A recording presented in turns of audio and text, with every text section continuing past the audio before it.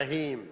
لكن قبل ذلك نود التعبير عن امتعاضنا الشديد كوفد مغربي عن برلمان المملكة المغربية بغرفتيه، واحتجاجنا الأشد لدى السيد الأمين العام للاتحاد عقب كلام صادر عن سيدة البرلمان الأنديني يمس بالوحدة الترابية لبلد عضو ومؤسس للاتحاد وأثناء فعاليات وأشغال الاتحاد.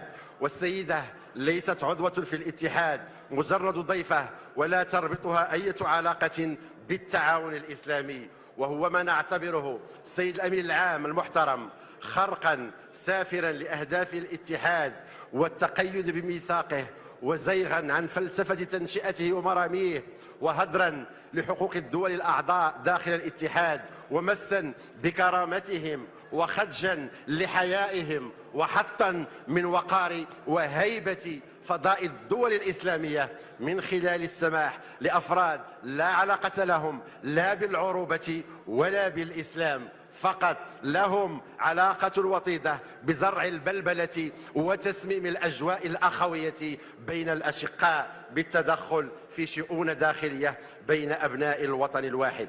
ونهيب بالسيد الأمين العام بالسهر على عدم تكرار هذا السلوك والعمل على سحبه من تقارير اتحاد مجالس الدول الأعضاء من منظمة التعاون الإسلامي.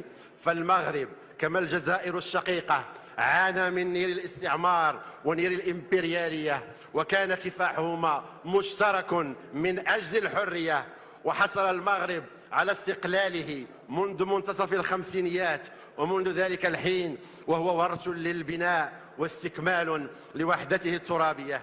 لذلك وجب التمييز لمن اختلطت عليه المفاهيم بين المستعمر المعمر الطامع في الأرض والمجزئ لها، وصاحب الأرض الذي يسعى للذود عنها والحفاظ على إرث الأجداد من خلالها.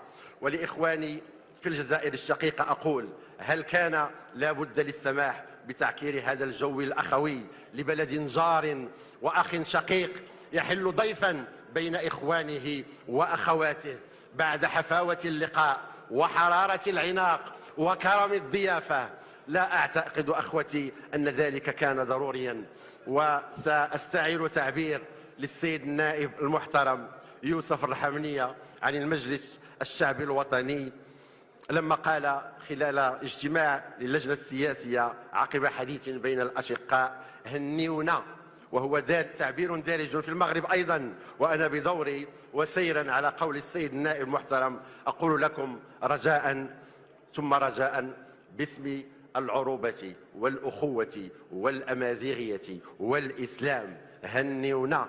وسأختم